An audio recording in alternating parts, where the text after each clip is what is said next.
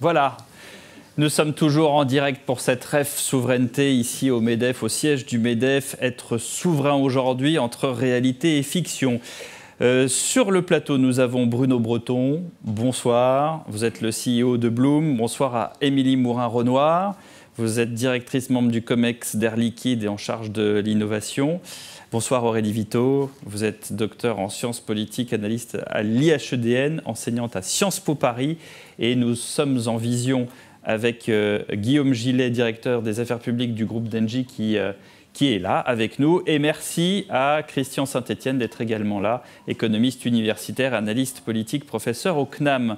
Nous allons dans cette première partie voir justement faire le pont entre la réalité et la fiction. Vous avez regardé avec effarement, j'ai vu cette fiction que nous avons fabriquée avec les équipes du MEDEF tout à l'heure, ce faux journal télévisé qui annonce, en plus d'une cyberattaque, des avions cloués au sol, mais un sommet européen et un sommet onusien, donc aux deux points névralgiques du monde pour voir ce qu'on fait après cette panne géante.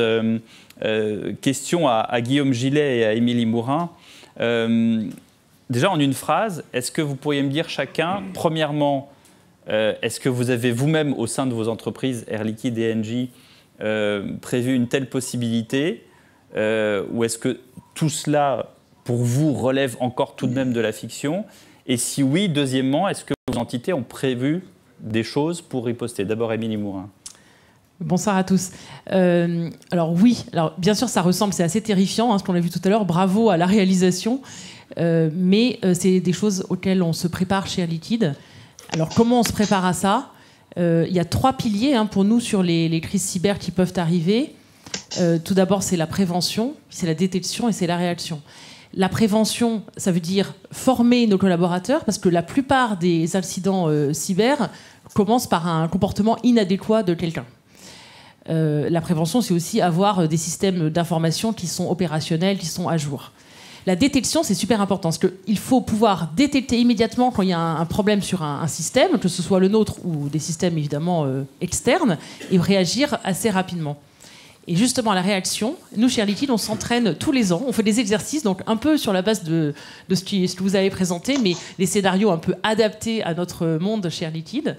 Et tous les ans, à la fois au niveau du groupe et au niveau des différentes géographies, on fait des exercices de simulation pendant une journée. On s'entraîne à réagir. Alors, on a un accident. Vous courez dans les couloirs en disant au secours ou Alors, on essaye d'être un peu plus organisé et on s'améliore chaque année.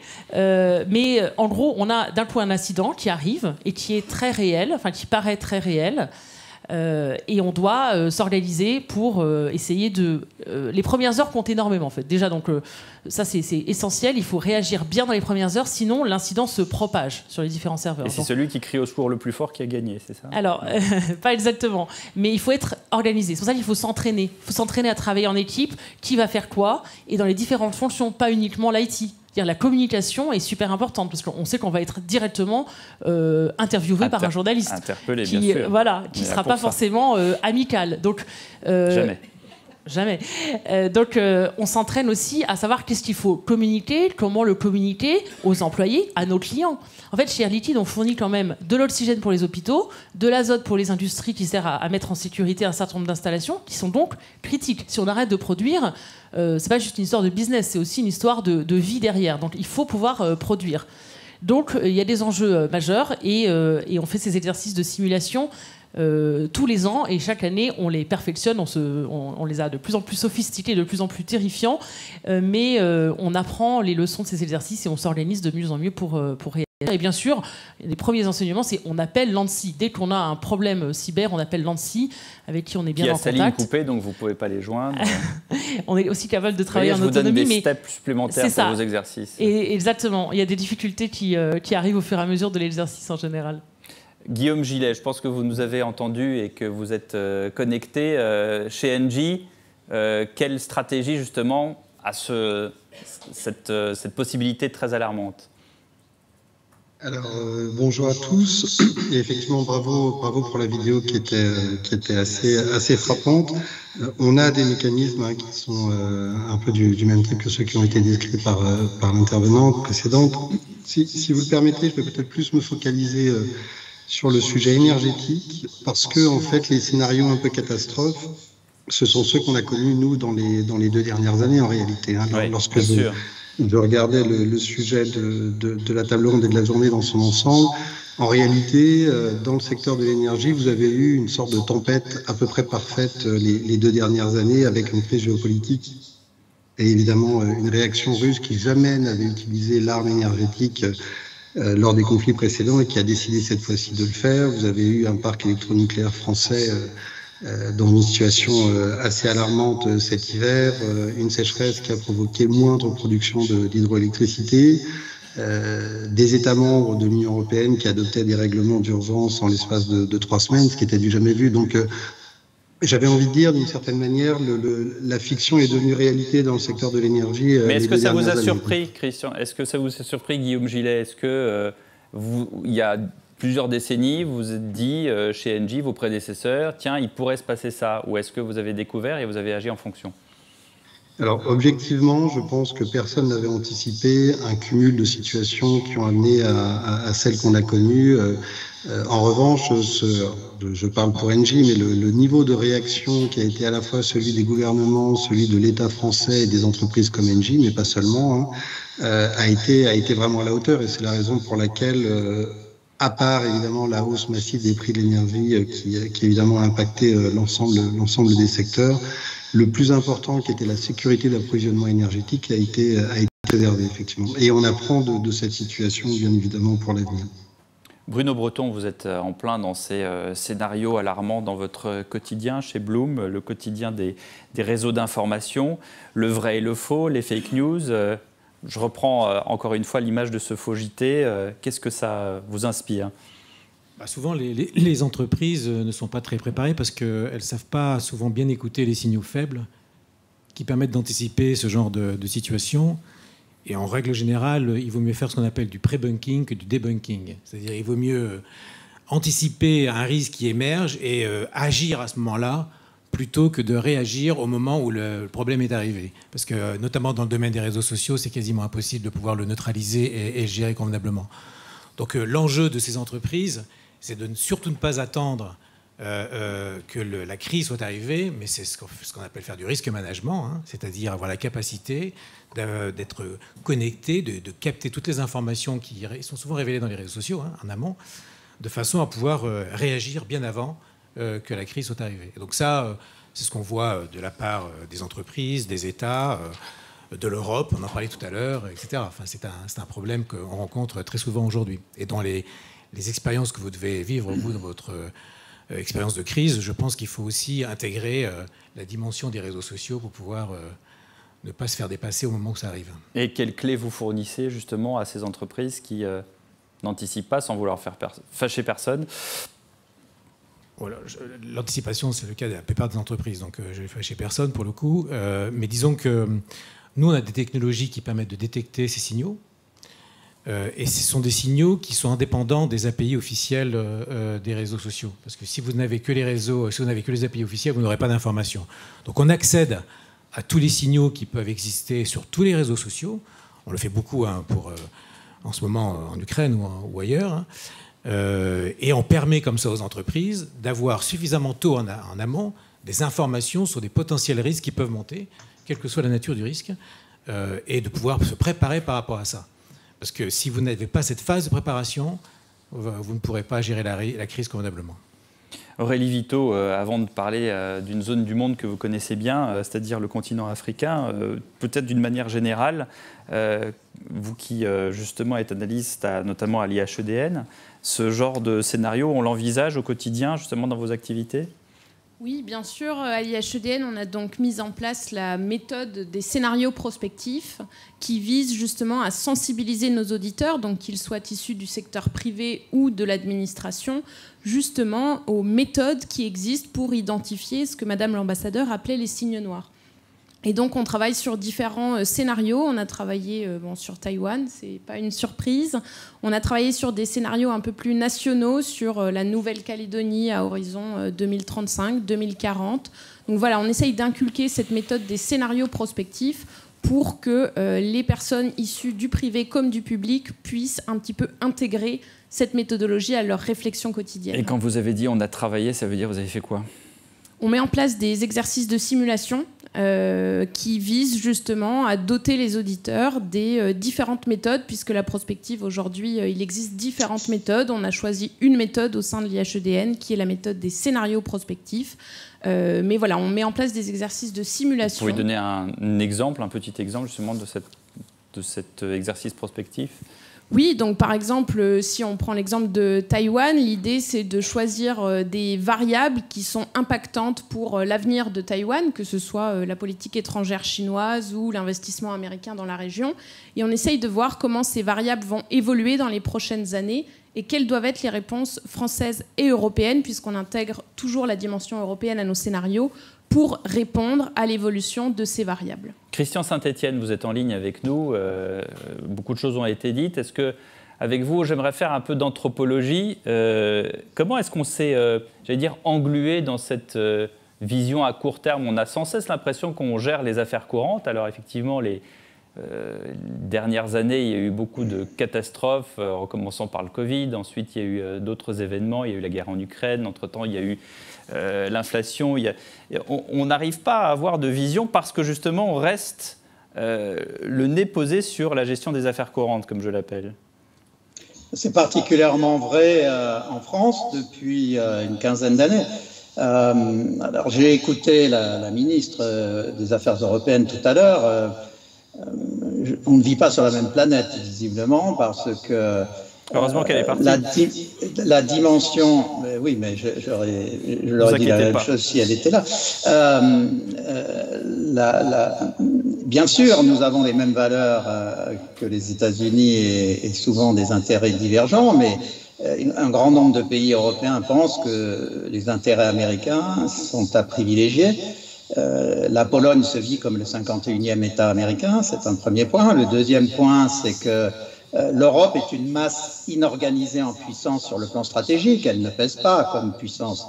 Vous avez la Chine qui a mis en place des rencontres avec des pays européens, ils sont 17 maintenant, dont certains appartiennent à l'Europe. Imaginez que la Chine organise des rencontres avec des États américains, une douzaine des 50 États américains, vous imaginez la réaction de Washington. Donc, si on regarde les chiffres objectifs, Chine, États-Unis, c'est 43% du PIB mondial, c'est 60% des dépenses militaires, c'est 100% des grandes plateformes. Et si on pense que l'Europe se réveille sur les startups, quand on regarde les licornes en capitalisation de marché, et notamment dans les deep tech et particulièrement dans l'intelligence artificielle, l'Europe est totalement en arrière de Chine et États-Unis. Donc l'Europe est un lieu de consommation et ce que l'on observe, c'est que s'il y a une transformation majeure, elle intervient en Allemagne. Alors, vous savez, l'Allemagne a pris le contrôle politique de l'Europe du fait de la désindustrialisation française. Alors, on parle d'autonomie stratégique. La première autonomie, c'est de réduire son déficit public et d'équilibrer ses comptes extérieurs. La désindustrialisation a conduit à une situation où la France a un double déficit public, déficit extérieur. Alors, on parle de réindustrialisation, mais le poids de l'industrie manufacturière continue de baisser dans le PIB. Il était à 10, il tombe à 9,8, 9,7. Donc, vous l'avez dit très justement, on gère non seulement à court terme, mais au cours des 15 dernières années, on a déstructuré notre politique énergétique. On a cassé une partie de l'outil nucléaire. On fait face à une réindustrialisation propre. Ça suppose de doubler la production électrique à l'horizon 2050. Il n'y a aucun projet de la sorte. Même si on construit 6 EPR, ça permettra d'augmenter un tout petit peu la production électrique. Mais il n'y a pas de projet à la hauteur des ambitions qui sont affirmées. Donc l'autonomie stratégique, et je reprendrai pour conclure ce qu'a dit le président du MEDEF tout à l'heure, quand il a dit qu'il ne faut pas confondre autonomie stratégique et protectionnisme, il a totalement raison. Et donc le protectionnisme, c'est se fermer. L'autonomie stratégique, c'est d'être fort dans les secteurs clés. Or, quand on regarde les politiques stratégiques américaines, ça fait 50 ans que les États-Unis, à chaque présidence, définissent une politique stratégique et affirment leur volonté d'autonomie stratégique dans 6 secteurs très précis.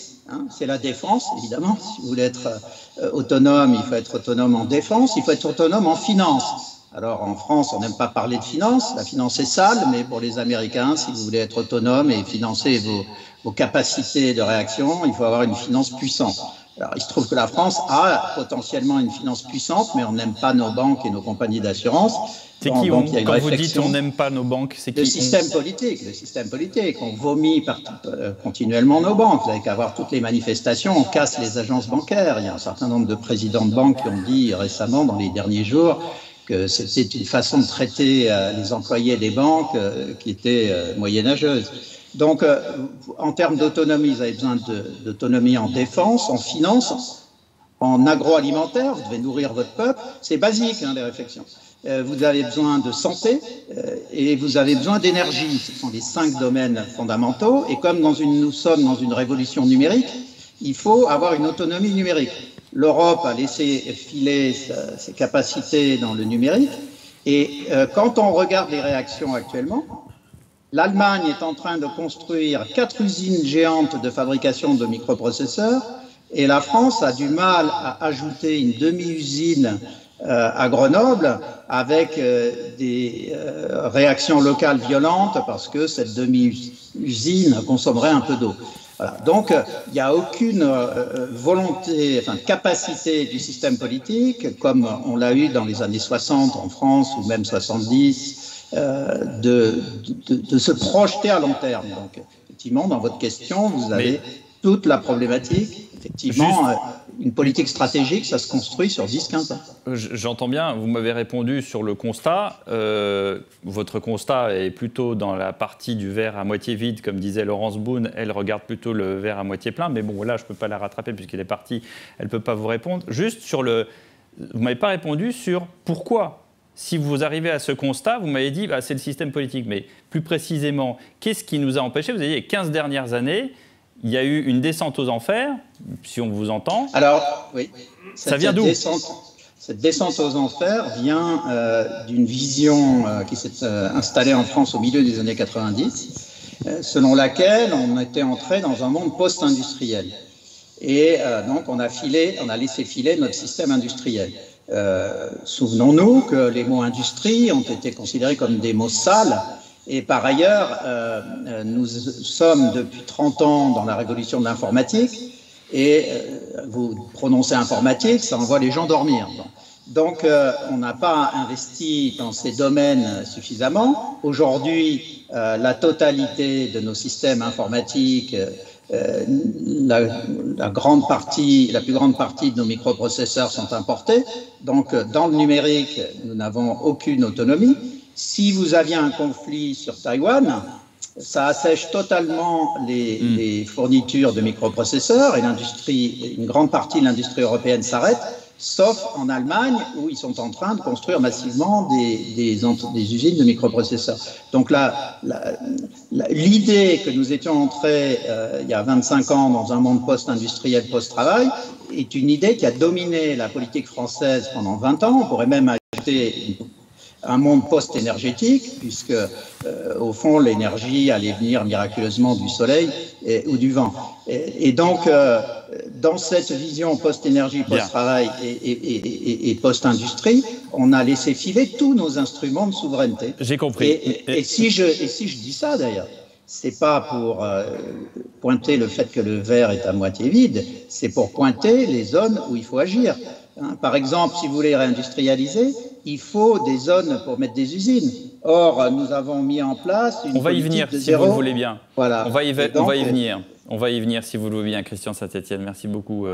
Émilie Mourin, vous qui êtes également au comité souveraineté du MEDEF, vous voudriez peut-être répondre à Christian Saint-Etienne. Oui, tout à fait. Et je suis aussi responsable du digital et de l'IT chez Air Liquide. Donc je veux quand même réagir sur ceux qui sont dans l'informatique. Enfin, l'informatique endort tout le monde. J'espère que ce n'est pas exact. Pour moi, le monde du digital est un monde très, très dynamique, également en France et en Europe.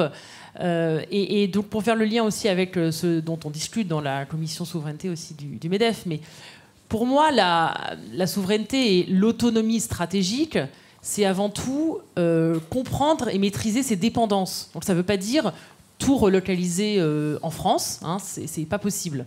Bien sûr, ça peut être ça. C'est pas ce que j'ai dit. Hein. Non.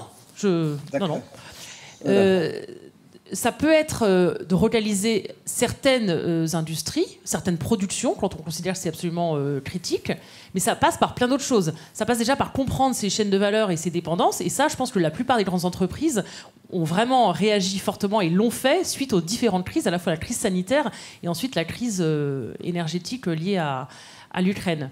Et ensuite, c'est se dire, est-ce que je travaille sur les bons... Enfin, pour quels produits j'ai certaines dépendances? Est-ce que je travaille avec les bons acteurs? Est-ce que je peux me diversifier, travailler avec des acteurs, entre guillemets, amis ou amicaux et peut-être aussi faire des stocks stratégiques. Donc ça ne passe pas nécessairement par la relocalisation de toutes nos industries.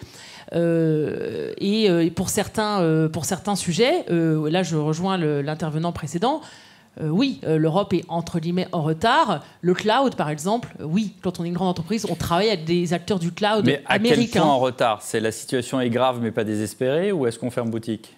Moi, je considère en tout cas que sur les aspects digitaux IT, on ferait mieux de se concentrer sur pas juste être en mode rattrapage des sujets où on est en retard, mais de faire du leapfrogging, comme on dit en anglais, et d'aller directement sur de nouvelles technologies. Je pense qu'on a des talents. Là où on a vraiment un atout en Europe, ce sont les talents. Donc on devrait miser là-dessus, et puis travailler sur l'intelligence artificielle, c'est ce qu'on fait. Sur l'ordinateur quantique, c'est ce qu'on fait aussi. Guillaume Gillet, réponse à M. Saint-Etienne sur ce qui vient d'être dit, et ensuite je passerai la parole à Bruno Breton sur les systèmes d'information. Alors peut-être sur la thématique de l'énergie, hein, je pense que ce qui est fondamentalement vrai, c'est que dès lors que vous avez des prix de l'énergie qui étaient structurellement assez bas ces dernières années, grâce au nucléaire en France, avec des prix du gaz aussi importés de Russie qui étaient à des prix très raisonnables, on s'est peut-être endormi effectivement. Hein, lorsque les prix de l'énergie sont pas très élevés, fatalement vous vous dites que c'est une espèce d'acquis.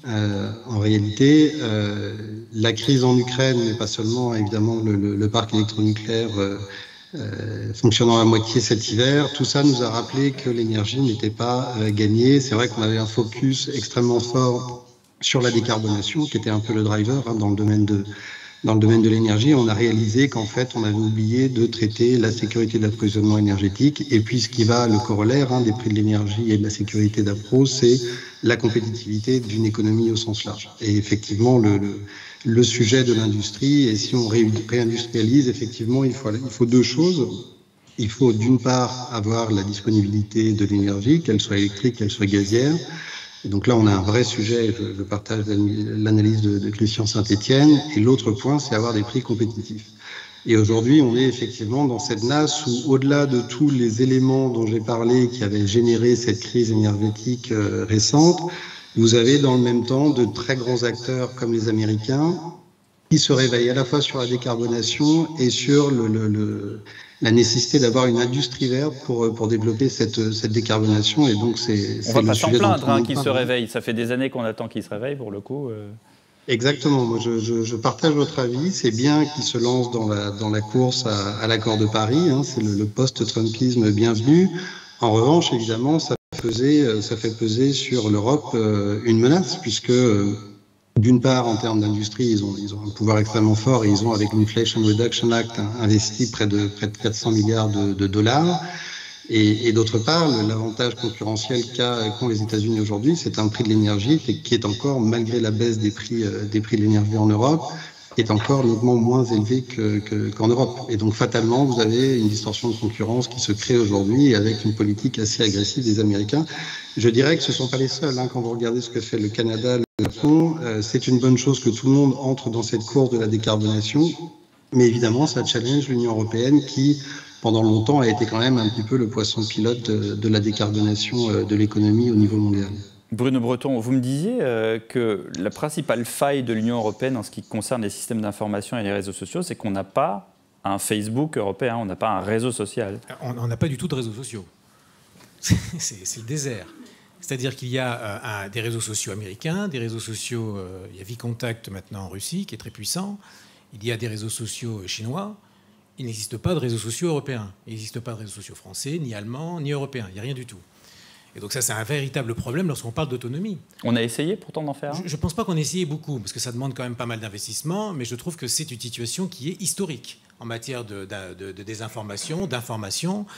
On est dans un univers où, pour la première fois de l'histoire de l'Europe, de la France, etc., on ne maîtrise absolument pas la technologie, l'origine, je dirais le contenu de l'ensemble de ces données. Qu'est-ce que ça implique ? Ça implique qu'on ne sait pas ce qui s'y passe réellement, et qu'évidemment, en matière de désinformation, de fake news, il y a énormément d'outils qui sont utilisés, énormément de technologies qui sont utilisées, d'intelligence artificielle, et qu'on le prend toujours en le découvrant beaucoup plus qu'en essayant de le gérer. Et quand on décide, en Europe ou ailleurs, de réguler, finalement, on essaie de rattraper un retard qui est absolument incroyable, qui est qu'on n'a pas notre propre autonomie technologique dans ce domaine-là. Et évidemment, on se retrouve donc dans une situation, on est, je dirais, par exemple, si on prend le cas, j'ai fait il n'y a pas longtemps une présentation à la Commission européenne sur la guerre en Ukraine et comment on pouvait aider les Ukrainiens en matière de réseaux numériques, etc. Je leur ai dit, vous n'avez pas besoin d'aider les Ukrainiens, ils se débrouillent tout seuls. Par contre, en Europe, on a un espace ouvert où il y a énormément de désinformations qui sont utilisées par un certain nombre d'acteurs étrangers. C'est pareil en Afrique. Hein. Et du coup, on est là très, je dirais, peu à l'abri, très peu protégé par rapport à ce qui s'y passe. Je vous donne un exemple. Lorsque RT était ouvert en France, donc, Russia Today. Russia Today, ainsi que Sputnik, il y avait à peu près, à l'époque, 380 000 comptes qui entouraient RT. Le jour où on a décidé la fermeture de Russia Today, et de Sputnik d'ailleurs en même temps, en à peu près 6 mois, on s'est retrouvé avec 700 à 800 000 comptes ouverts pro-Kremlin en France. C'est-à-dire que ça a doublé finalement la puissance de feu de la désinformation, et ce type d'information en tout cas, dans les réseaux sociaux. Donc finalement, on ne maîtrise absolument pas ce qui s'y passe. Et ce n'est pas la régulation qui peut faire quelque chose, c'est d'autant moins la modération qui peut faire quelque chose, puisqu'il y a un désinvestissement de la modération chez Facebook, il y a un désinvestissement, comme vous le savez, chez Twitter aussi, de la modération, et c'est pareil aussi sur YouTube en ce moment, il y a moins 30%, je dirais, des investissements en modération. Donc on se retrouve dans un espace qui peut déstabiliser des entreprises, un espace qui peut déstabiliser des États et qui ne cesse de le faire, que ce soit en France ou ailleurs, hein, et on n'a absolument aucun moyen technologique de pouvoir l'affronter. On peut réagir, on peut se battre, etc. Alors, nous, on a une technologie, mais on est un peu seul, si je puis dire, par rapport à ça. Donc, je ne comprends pas, parce que je dis ça souvent hein, quand j'interviens, pourquoi il n'existe pas une industrie de l'information numérique un peu plus soutenue en France et en Europe. Pour moi, c'est un mystère. Pourquoi il n'y a pas plus d'investissements, je dirais, on en parlait tout à l'heure, Madame l'ambassadrice en parlait tout à l'heure de ces investissements. On manque de fonds pour pouvoir développer en Europe, défendre notre culture, notre vision du monde, etc. On manque de fonds dans une Europe prospère, hein, on l'a dit tout à l'heure. Mais je pense qu'il y a en ce moment même quand même une prise de conscience. Moi, je vois un certain nombre d'acteurs régaliens ou un certain nombre d'acteurs dans l'industrie haute qui commencent à réagir. Et puis, comme je vous l'ai déjà dit, dans le domaine des nouvelles technologies, il n'est jamais trop tard. Jamais. On peut toujours je dirais, pas rattraper, mais en tout cas s'installer avec une vision du monde. Peut-être qu'il faut trouver un autre business model, puisque les réseaux sociaux, enfin je parle sous votre contrôle, c'est un peu comme les restaurants à la mode. C'est-à-dire qu'à un moment donné, on n'utilise plus Facebook, on utilise Instagram. On n'utilise plus Instagram, on utilise un autre truc.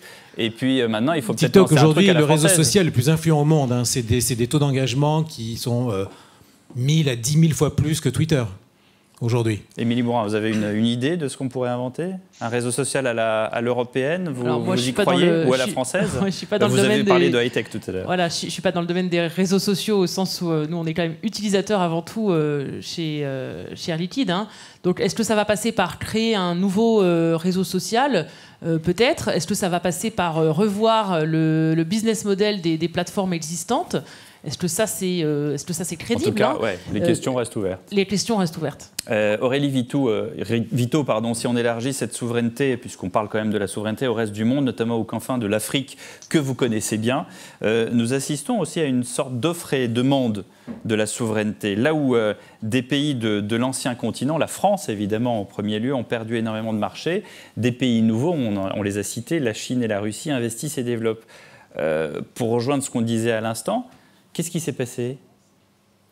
Alors, je pense que la Russie et maintenant la Chine aussi arrivent à s'immiscer là où l'Occident perd un petit peu de place, que ce soit d'un point de vue sécuritaire ou d'un point de vue économique. Et là-dessus, la Chine et la Russie sont assez complémentaires, puisque d'un point de vue militaire et sécuritaire, on est avant tout mis en difficulté, notamment au Sahel, par la Russie. Nous sommes sortis du Mali, puis du Burkina Faso. La Russie, elle, gagne du terrain, que ce soit par les exportations de ses armes, que ce soit par les accords militaires qu'elle peut signer avec les dirigeants africains. La Russie parvient à s'immiscer au plus près du pouvoir. En Centrafrique, la Russie protège, enfin le groupe Wagner protège directement le président centrafricain. Je pense que pour la Chine, c'est un petit peu différent, puisque les objectifs principaux de la Chine en Afrique relèvent principalement du domaine économique. La Chine, depuis l'instauration de ces nouvelles routes de la soie en 2013, a construit de nombreuses infrastructures en Afrique, avec le revers de la médaille qu'on connaît et qui relève de la souveraineté, c'est l'endettement des pays africains. Et donc, est-ce qu'on peut encore parler de souveraineté quand la majorité de la dette est détenue par un pays étranger? Ça, c'est une vraie question. 2013, donc en fait, on a laissé faire en regardant, en se disant, bah tiens, ils investissent.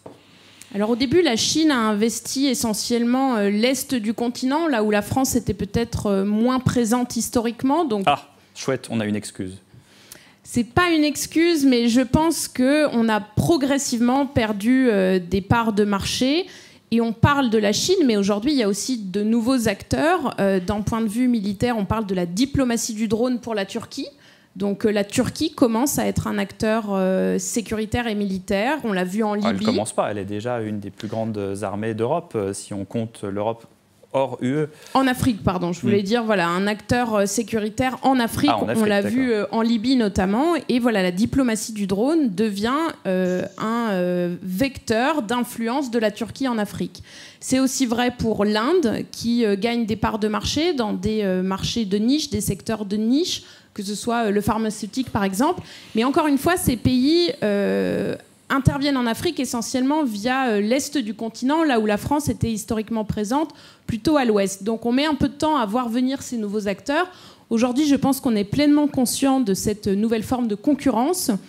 Je pense notamment à la stratégie d'influence qu'on a mise en place depuis quelques mois, quelques années, et qui vise à contrer ce que vous disiez, l'influence ou l'offensive médiatique informationnelle de la Russie sur le continent. Émilie Mourin-Renoir, on a fait une liste de courses, on a fait une liste d'éléments et de matières premières essentielles.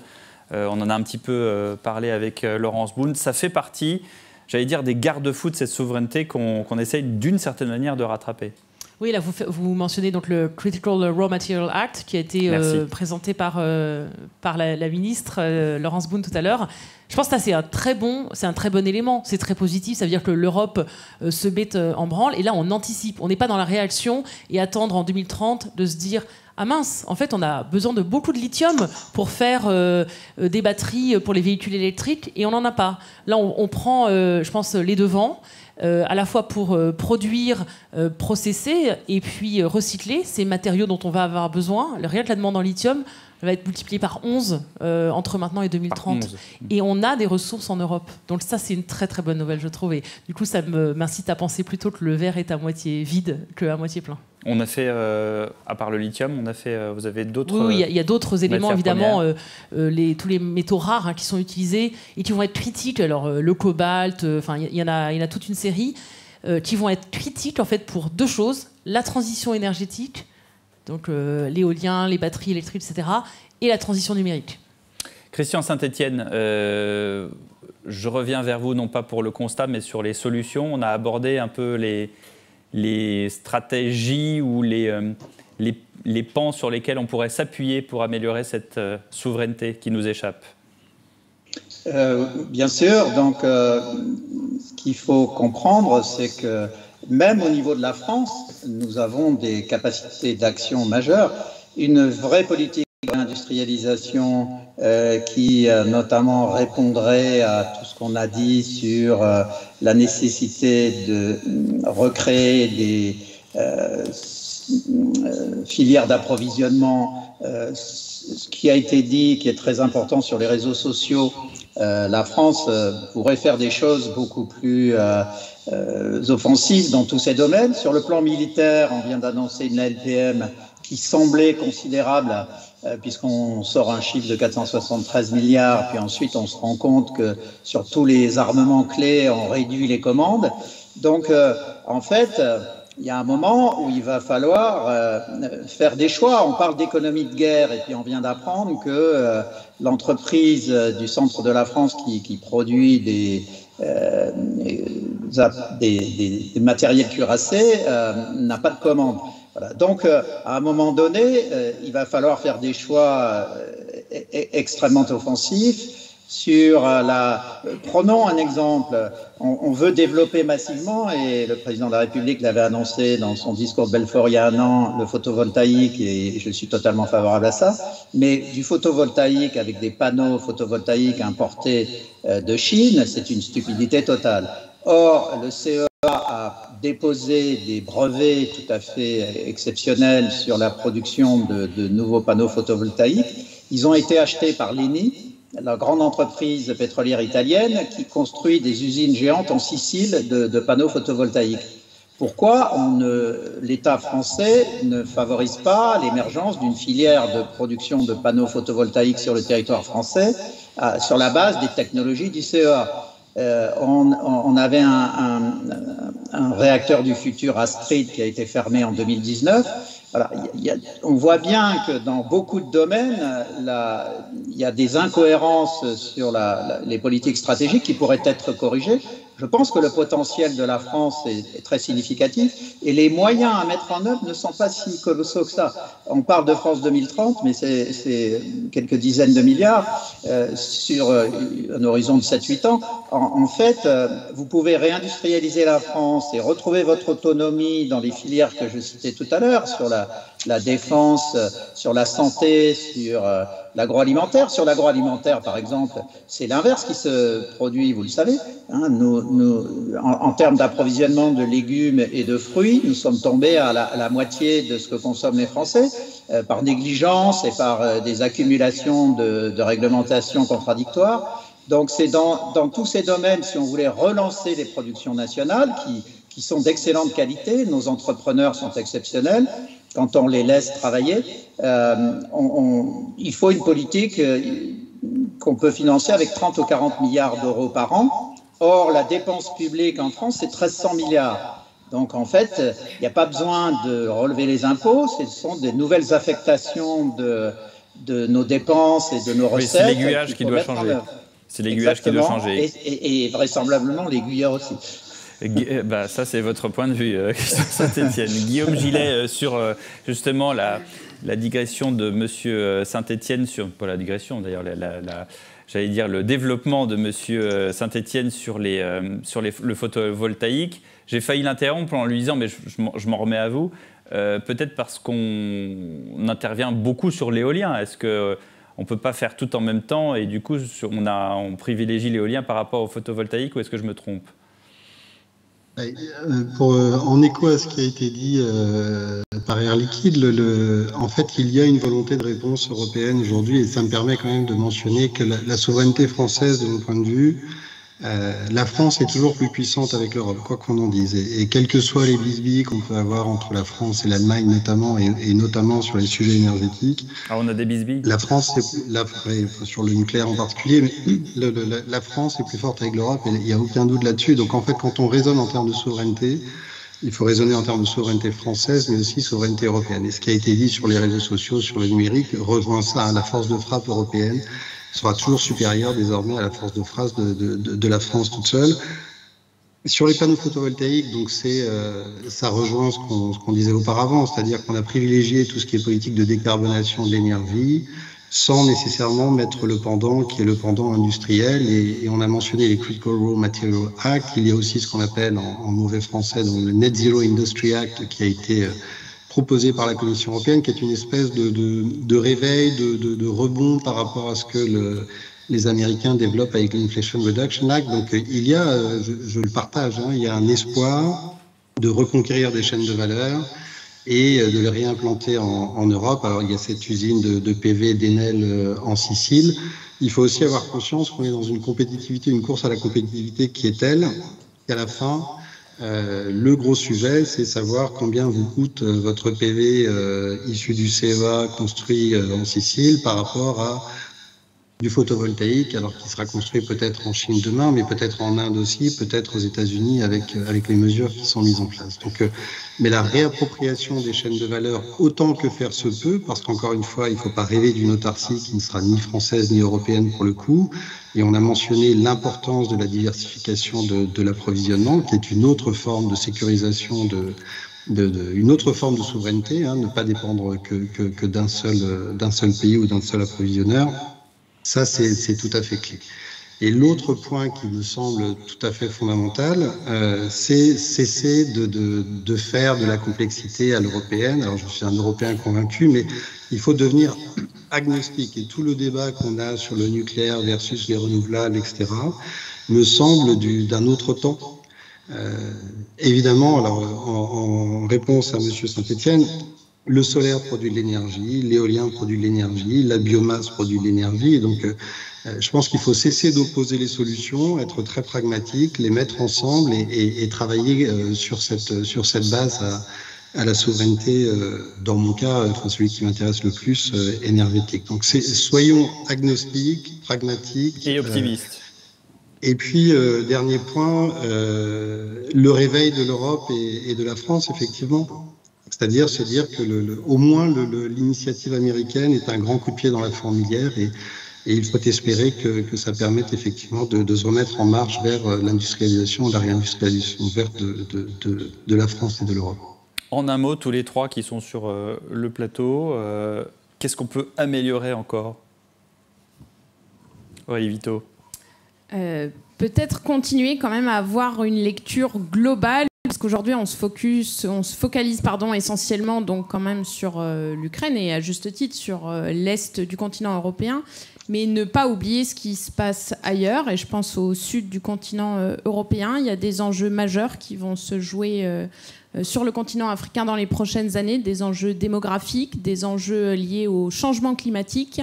Et je pense que voilà, il faut avoir la capacité, la lucidité de continuer à regarder de tous côtés et à anticiper au maximum les crises qui peuvent venir aussi d'autre part que de la Chine et de la Russie. Émilie Mourin, voilà. Moi, j'allais dire aussi anticiper plus, parce qu'on a beaucoup travaillé notre capacité de réaction, mais là, il faut anticiper et travailler notre agilité. Parce qu'on ne sait pas ce qui va se passer. C'est peut-être le scénario que vous avez montré au début, c'est peut-être autre chose. On ne peut pas se préparer à tout. Il faut se préparer à l'imprévu. Et donc, c'est être agile pour être prêt, résilient, quelle que soit la crise qui va nous arriver dessus. Bruno Breton, le mot de la fin. Oui, donc pour parler du secteur que je connais bien, donc il va falloir quand même investir beaucoup plus dans la guerre informationnelle, parce que c'est celle qui déstabilise le plus par anticipation des événements, et c'est probablement l'investissement le plus rentable, parce qu'en termes de coût, c'est connu que c'est un accès du coût qui est relativement rentable. C'est pour ça d'ailleurs que beaucoup de pays émergents l'utilisent. Et je pense qu'il y a des efforts qui sont faits, mais qu'il va falloir les accélérer, parce que le niveau de déstabilisation que ça peut générer d'un point de vue économique, d'un point de vue industriel, d'un point de vue politique, etc., devient extrêmement important. Et je crois qu'il faut en prendre conscience, parce que c'est un bon moyen d'anticiper une crise, un bon moyen d'anticiper un événement. Prenons l'exemple de Twitter. Il y a maintenant 3 ans, il y avait 4 à 5 000 comptes dits dénialistes du climat. Aujourd'hui, il y en a sur Twitter à peu près entre 50 000 et 60 000. Donc on ne peut pas laisser les choses comme ça. Si on veut améliorer un certain nombre d'actions dans le monde, il faut pouvoir aussi s'engager dans cette guerre-là. Merci à vous 5 d'avoir participé et abondé, justement, trouver des solutions. Merci, on vous applaudit. Et dans un instant, puisque comme le disait le commandant Cousteau, it's for the future generations, avec le bon accent qu'il faut, et bien justement on va s'intéresser à la pédagogie, et Sébastien Massard, qui est directeur de la stratégie de Dassault Systèmes, a une idée justement de nouvelle pédagogie peut-être en misant sur l'inconnu.